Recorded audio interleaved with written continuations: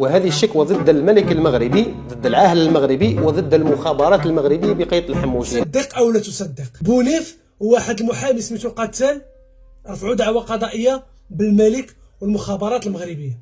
اسمع مش حتقدر تغمض عينيك، 16 الاخر. بالمناسبة هذا الفيديو هذا غير الكوميديا والتسلية، لأن إذا مشينا عملنا العقل ديالنا في هذا الفيديو ولا في هذا الصحفي بونيف راه غادي تسطاو وغادي يحمقنا. هذه المبادرة كانت مني أنا شخصيا. دعوة أنت رفعتها في أي محكمة يعني حتى الناس تعرف؟ هذه الشكوى قدمت شكوى رسمية، وهذه الشكوى على الأعمال العنف والتعذيب التي تورط فيها المخزن المغربي، أقول الحقير والجبان، تورط فيها في دفاعا عن الأفارقة المهاجرين. أنت رفعت دعوة قضائية في المحكمة، يعني الجهة المحكمة الجنائية الدولية. المحكمة الجنائية ترفع دعوة قضائية في المحكمة الجنائية الدولية ضد العاهل المغربي والمخابرات المغربية على خلفية قضية قتل الأفارقة. حوالي كم يوجد إفريقيا؟ هذه القضية قضية إنسانية بالدرجة الأولى. نعم. وأنا يعني وجه رسالة لجميع الحقوقيين في دول العالم وليس فقط في الدول العربية، لابد من أن نوحد صفوفنا، ولابد من أن تكون كلمة من أجل نصرة مثل هكذا القضايا الإنسانية العادلة. إذا ما تحركناش احنا الحقوقيين أمام القضاء الدولي، ليس فقط المحكمة الجنائية الدولية، بل ذهبنا إلى أقصى وذهبنا إلى بعيد، وراسلنا المنظمات الدولية لحقوق الإنسان، وراسلناهم عديدا عن طريق منظمات دولية، لأنني أنا من بين أحد الفاعلين في أحد المنظمات الدبلوماسية. وهذه المنظمات تقدمنا بشكوى رسمية وتلقينا رد من طرف المدعي العام بتاريخ 1 أوت 2022. تلقينا رد رسمي من طرف المدعي العام. وماذا يقول لنا المدعي العام؟ بأن الشكوى التي تقدمت بها هي موجودة في أروقة المحكمة الجنائية الدولية ضد الملك المغربي العاهل المغربي وضد المخابرات المغربية بقيادة الحموشي، وبأن هذه الشكوى قيد النظر وقيد التحقيق، ويبقى فقط أن نحدد جلسة حتى تأتينا أنت بصفتك الشاكي وتأتي تستحضر الشهود. وعندي شهود، أنا عندي شهود من السودان، عندي شهود من مالي، وتواصلوا معايا. والملف الآن هو أمام المدعي العام من المحكمة الجنائية الدولية. الملف كنعرفوك مزيان تتنفس الحقد والكره للمغرب، وأن اليوم تسالات القمة العربية اللي كنت مصدعنا، وكنعرفوا المحتوى ديالك من كتفيق وانت المغرب الملك المخزن بوسبه، وخطابك كامل سب وشتم. اقسم بالله ما تقول جمله بلا ما تخطي بلا ما تسب. هذه كنعرفوك يعني بلا ما تزايد علينا.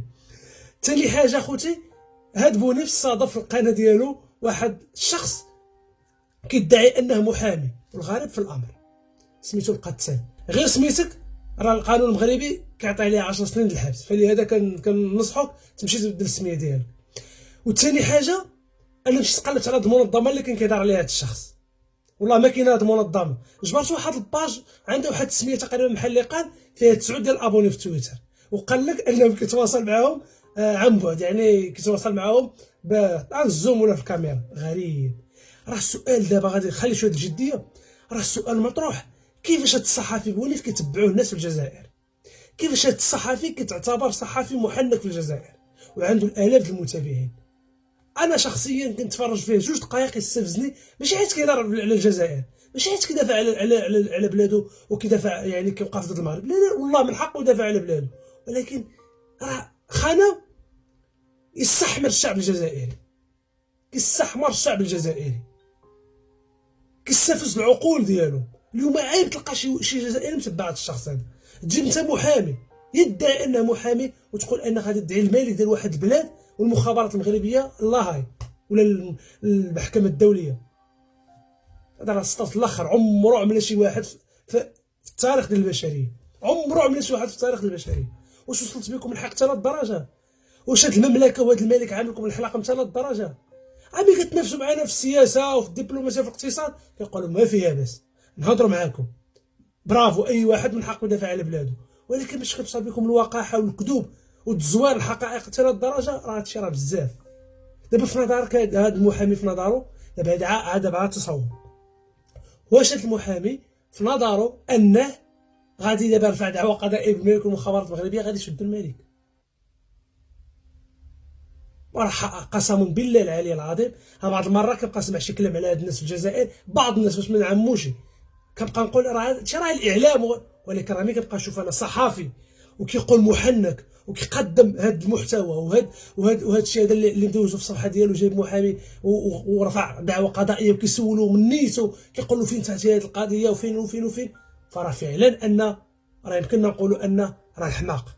الحمد لله على نعمه المغرب، الحمد لله على نعمه المغرب، والحمد لله على هذه البلاد بحلوها ومرها، بالفقر ديالو بالغني ديالها. باش نجيك نيشان، هاد السي بونيف البارح عمل واحد البرنامج كيدار على البوطه، وراه نقول لك واحد الهضره. فعلا المغرب فيه ازمه اقتصاديه واجتماعيه، ولكن راه ماشي على المغرب، راه العالم فيه ازمه اقتصاديه خانقه واجتماعيه.